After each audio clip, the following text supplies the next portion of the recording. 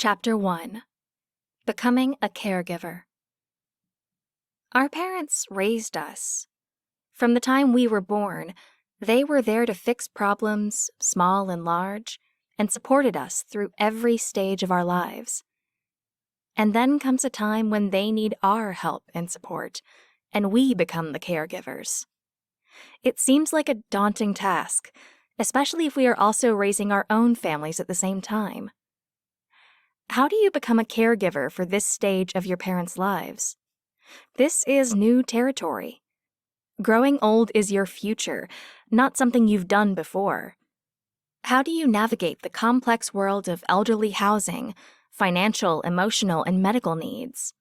By learning from those that have already become caregivers, you will be better prepared to provide the best caregiving possible to your elderly parents. No warning. For some, becoming a caregiver starts without warning. The same parents who babysat for your child last weekend are now at the hospital, where your mother is crying in the waiting room and your father is having x-rays for a broken hip. Maybe your father calls to tell you that he's been diagnosed with cancer. Or your mother didn't answer the door when you came for a visit because she had a stroke and can't get out of her chair. Becoming a caregiver without warning is a huge shock. Your healthy and active parents can quickly go from being independent to needing care after a fall or a medical emergency or diagnosis. No one feels prepared for the sudden change, including your parents. Everyone's immediate concern is for the crisis at hand, but elderly people don't always recover from medical emergencies as easily as younger people do. The loss of mobility from a broken bone or serious illness can have devastating consequences for the elderly. Even a few days of bed rest starts to weaken muscles, lower blood volume, and damage bones. Prolonged bed rest creates a vicious cycle where damage from rest needed to recover makes a full recovery even more difficult. When a parent suddenly becomes ill, you do need to focus on their immediate needs. The first goal of the doctors is to repair or limit the damage caused by a sudden illness, but the next step will be recovery, and that's when being a caregiver really begins. Not every medical crisis will have a long recovery, but knowing that it could is the start of being a good caregiver. When my mother was first diagnosed with lung cancer and brain metastases, our lives sped into high gear. First, we learned about what options she had. Then I began the process of being her caregiver throughout her treatment. I wasn't thinking about the full scale of what that meant at first. It became a long road. When my father was diagnosed with bladder cancer 2 months later, it felt like I was on twin roller coasters.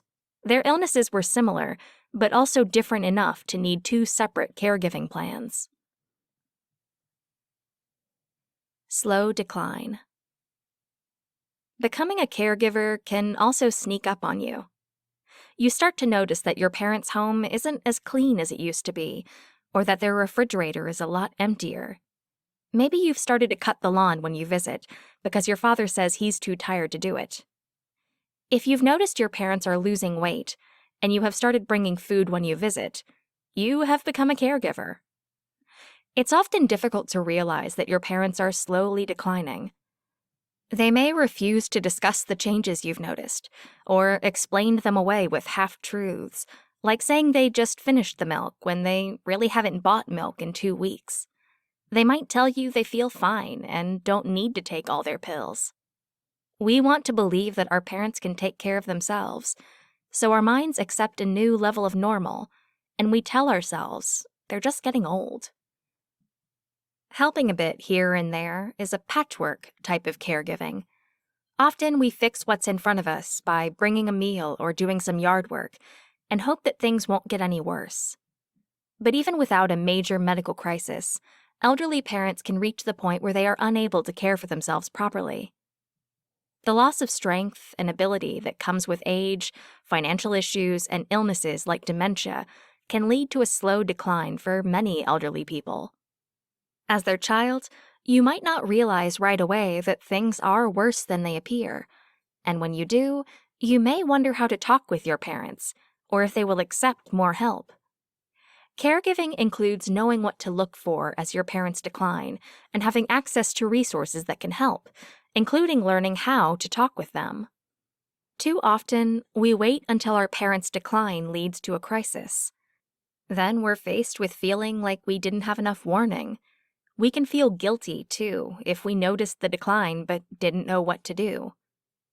Being able to provide quality caregiving earlier in this cycle makes a huge difference for both our parents and ourselves. Earlier care helps avoid crisis and makes your parents' golden years better. My father lived with me from the time he was diagnosed with cancer until he passed away. Looking back, the entire 7 years were a slow decline for him, but it was much more noticeable in the last few months. Having care services in place and knowing how to anticipate his needs allowed him to continue to feel some independence and enjoy his time. Know your enemy. Bad things are inevitable in life. Your father's emergency room visit will happen on the day you have a big meeting at work. Your mother will need more in-home help right after you sign one of your children up for after-school sports and another for band lessons. Aging is the enemy, not your parents. It's easy to get frustrated when your parents need more help. They don't like it either. It's hard to ask for help from your child when you've spent your whole life helping them. Even parents who seem to demand your help are frustrated with the situation, not with you directly. Your parents may say no to your help. It might take multiple conversations to agree on what level of care they need and how best to provide it. Keep in mind that your parents are experiencing the loss of their independence, identity, and control. They often want to think they can do things themselves. But the reality is that sometimes help is needed. Accepting this and finding ways to move forward are the keys to being a good caregiver. Tips for becoming a caregiver. 1. Remember that not every medical crisis is a single event. Recovery from a serious medical problem can take a long time and lead to even more problems. 2. In a medical crisis, first, focus on the immediate need. Remember that the long-term outcome often depends on how well the initial problem can be fixed. 3. Be aware of changes in your parents' ability to care for themselves. 4.